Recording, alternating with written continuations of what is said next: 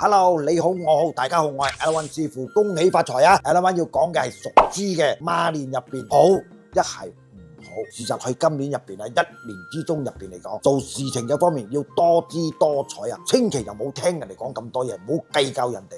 乜嘢事情都我親力親為，係講耳仔輕，聽人哋講説話咁嘅樣呢，人哋所講嘅波波都係結㗎。嘅馬年入邊喎，做咩事情都好，都要小心。屬豬嘅人好為人哋，不過人緣有唔有呢？就人緣就冇咁好啦。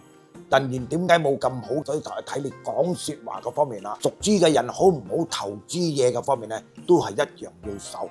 因為睇唔到前邊嘅路啊，因為點解呢？佢冇吉星啊，亦都冇化解星啊，驚投資咗落去，一係做生意嘅問題，抌咗大本錢落去，亦都曉有問題出，因為會同朋友之中會有拗撬一齊。今年入邊會同一個嘅朋友，好好嘅朋友，會大家都會斷絕嘅來往嘅方面。所以屬豬嘅人呢，喺人際關係要多啲仔，做咩都好，唔好同人哋計較，做翻你自己，就唔好諗住我唔撈呢度撈第二度啦，都係一樣死嘅。你今年入邊屋企亦都曉有喪戶係唔好嘅，有喪門嘅方面，仲係屋企有老人家，一係講揸車啊，做咩都好都要小心啊！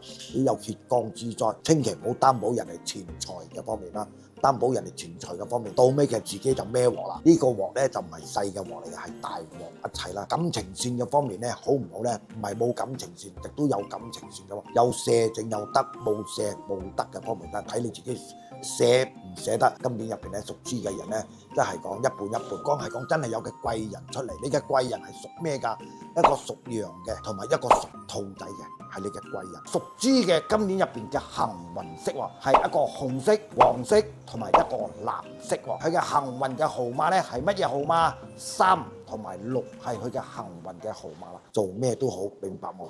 手冇衝，冇搖搖擺擺，係咁嘅樣啦嚇。我係講到呢度，恭喜發財啊！恭喜發財，恭喜發財。